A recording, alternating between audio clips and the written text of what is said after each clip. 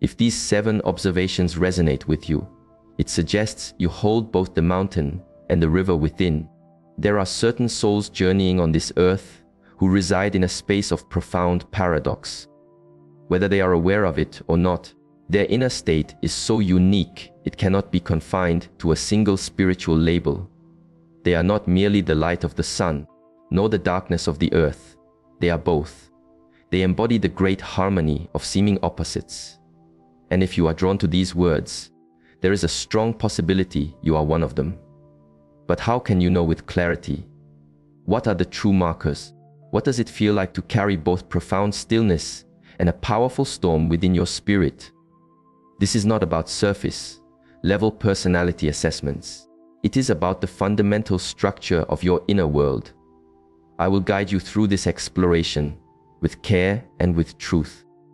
But this will not be a simple checklist. I wish to invite you into the feeling of each observation, so that a quiet knowing inside you either recognizes its own reflection or it does not. In either case, clarity will be your reward. Let us begin with the first observation. You have never felt completely at home in any one place, not even among spiritual groups. You may attempt to walk with those who focus only on positivity, but you find their constant brightness can feel draining.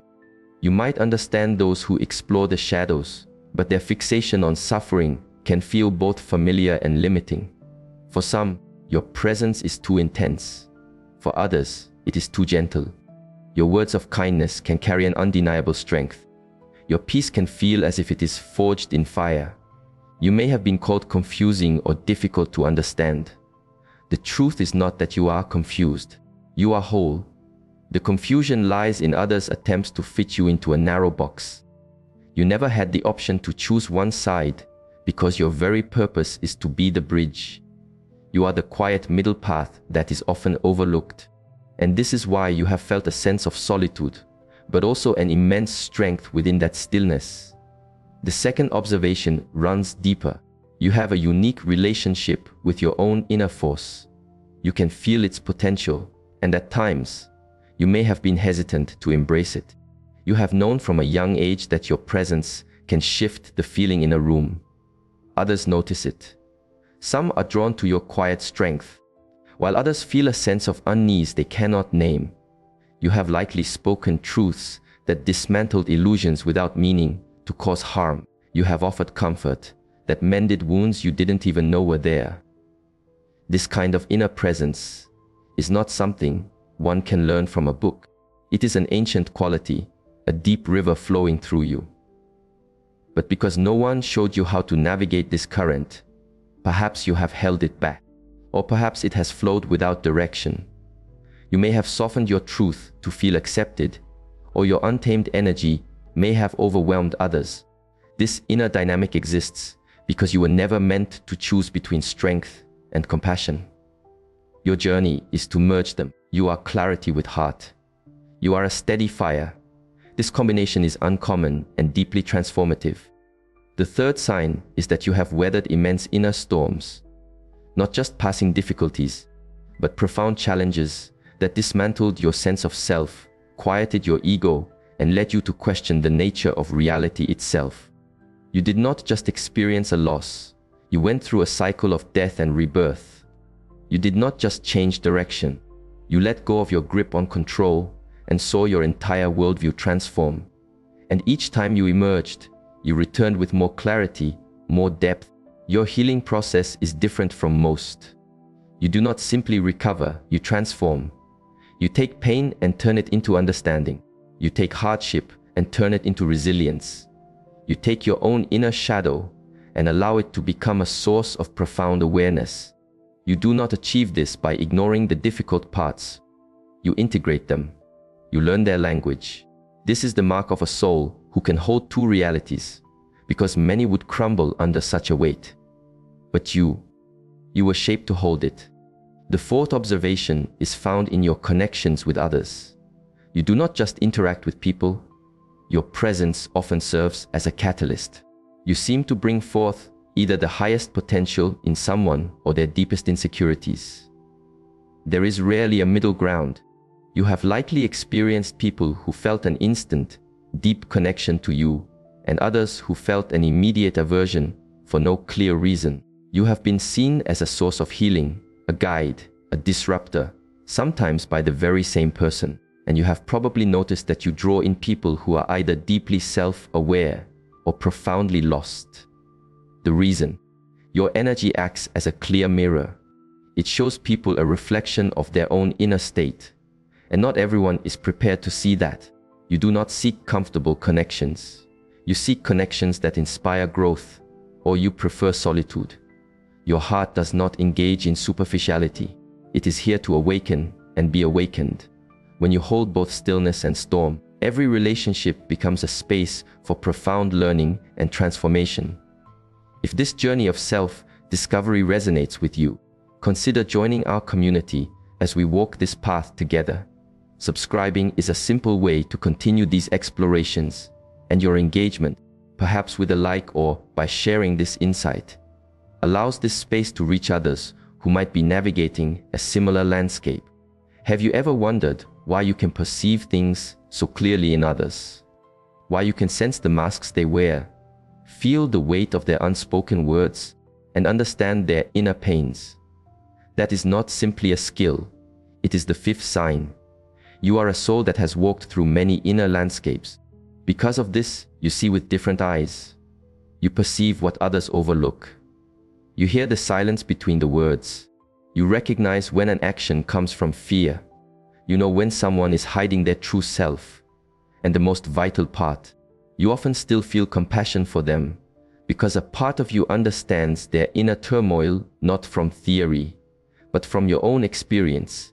You do not judge from a place of superiority. You see from a place of shared humanity.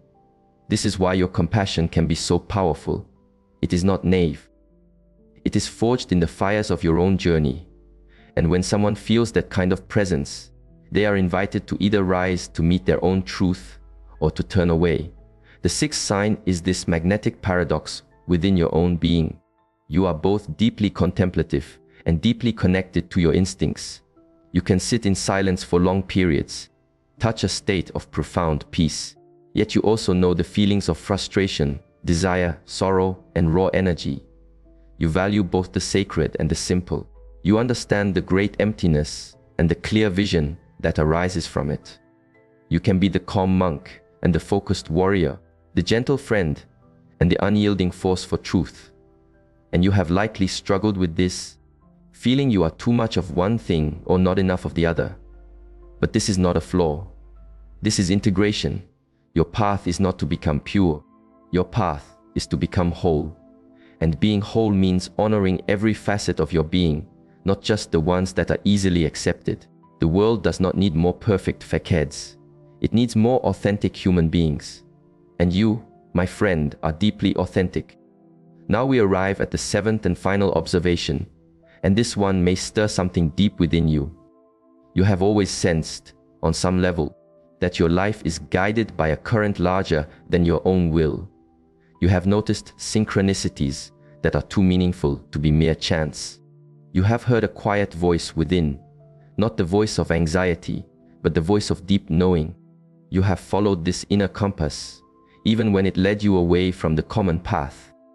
You may have let go of everything, yet still felt a gentle pull forward. There is a reason for this.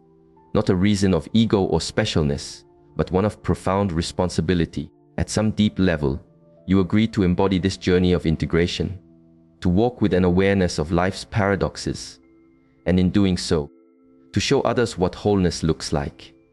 You are not just mending your own story. You are mending the templates of the human family. Your work sends ripples through time and space. This is why your journey has been so demanding, because you are not walking for yourself alone. You are walking for many. So now I ask you, do you see yourself in these reflections? Do you feel the pull of both the earth and the sky within you? Do you understand what it means to carry compassion like a shield and truth like a gentle, flowing river? If even a part of you resonates with a quiet ice, then you are more than a seeker. You are a bridge. You are a guardian of the space in between, and your true journey is just beginning. This path is not about perfection. It is about presence.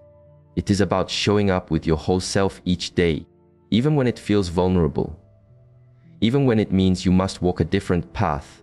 Even when it changes how others see you, because that is what this world needs. Not more polished ideals, but real human beings.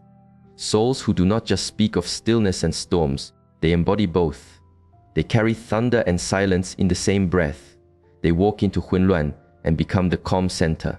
They do not choose between the mountain and the river. They become the sacred landscape that holds them both. If you are ready to walk this path with full intention, subscribing to this channel can be an act of commitment to your own growth. It is a way of affirming your dedication to this journey of becoming whole. Your presence here helps this shared wisdom continue to flow to all who may need it.